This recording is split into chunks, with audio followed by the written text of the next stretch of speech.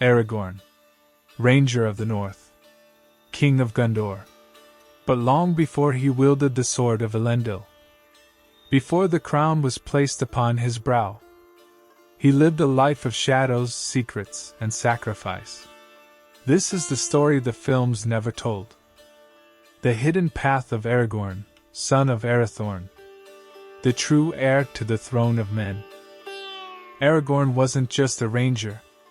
He was born into greatness. His bloodline traces directly back to Elendil, the High King of men who fought beside elves in the War of the Last Alliance. Through Isildur, Aragorn inherited a legacy of kingship and a curse. His forefathers watched their kingdoms fall and their line diminish, generation by generation, until only a handful remained. But Aragorn's heritage went deeper. He was a direct descendant of Elros, the brother of Elrond, a half-elven who chose to live as a mortal man. This means Aragorn carried not only elven blood, but a trace of divinity. For Elros descended from Luthien, the greatest of the elves, and from Melian, a Maya, one of the lesser gods of Arda. This noble blood granted Aragorn extraordinary gifts: strength of body, clarity of mind, and a lifespan far beyond ordinary men. By the time he joined the Fellowship, he was not in his 40s. He was 87 years old, and still in the prime of his life. After his father, Arathorn, was slain by orcs when Aragorn was just 2, he was taken to Rivendell, where Elrond raised him in secret, shielding his identity from the eye of Sauron. Elrond named him Estel, meaning hope, and kept Aragorn's lineage a secret even from him. He grew up among elves, wise, swift, and noble.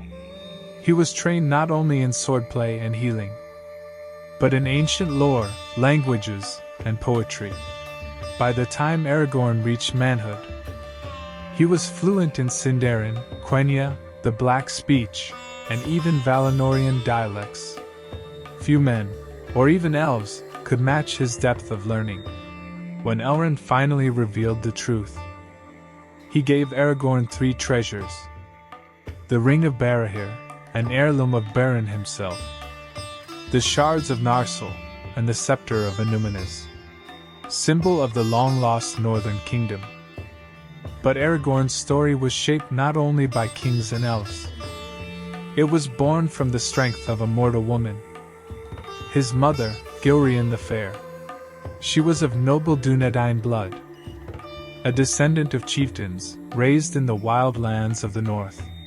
Her parents, Duriel and Iverwen, had warned her against marrying Arathorn, foreseeing that his life would be short. But the age was darkening, and they agreed, for the bloodline of Isildur had to endure. When Aragorn was just 2 years old, Arathorn was slain by orcs, an arrow through the eye. Gilraen, still in her early 20s, became a widow, with danger closing in and her son's destiny at stake. She fled to Rivendell, where she begged Elrond to take the child into hiding.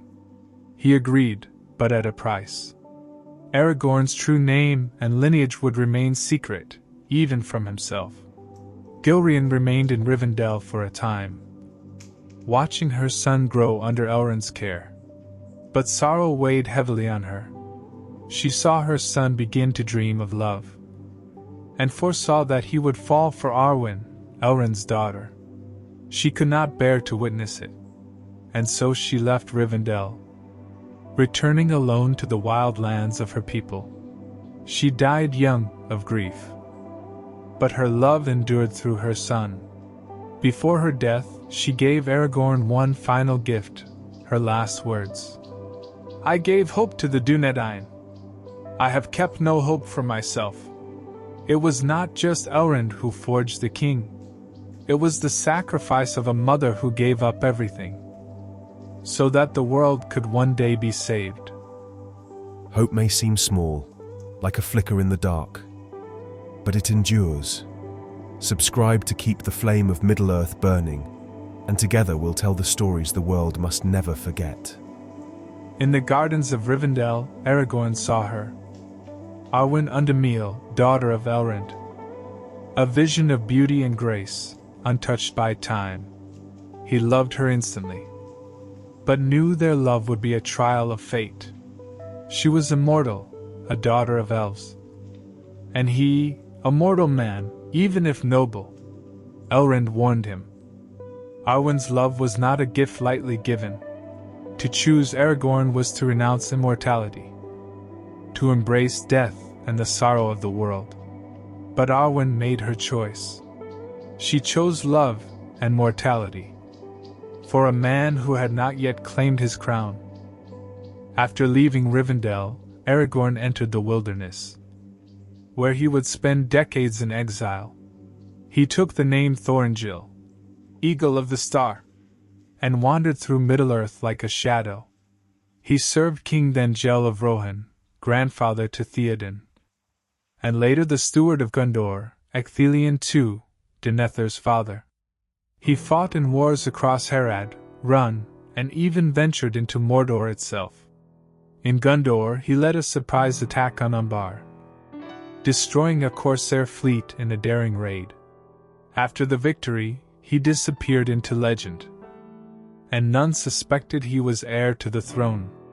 Aragorn traveled more than perhaps any other character in Tolkien's world. He walked the deserts of the south, the icy wilds of the north, and even crossed the sea. He fought under banners that were not his, for wars that would never sing his name. Long before Frodo's journey began, Aragorn was already fighting the long defeat. He hunted Gollum at Gandalf's request, tracking him through the dead marshes and into Mordor.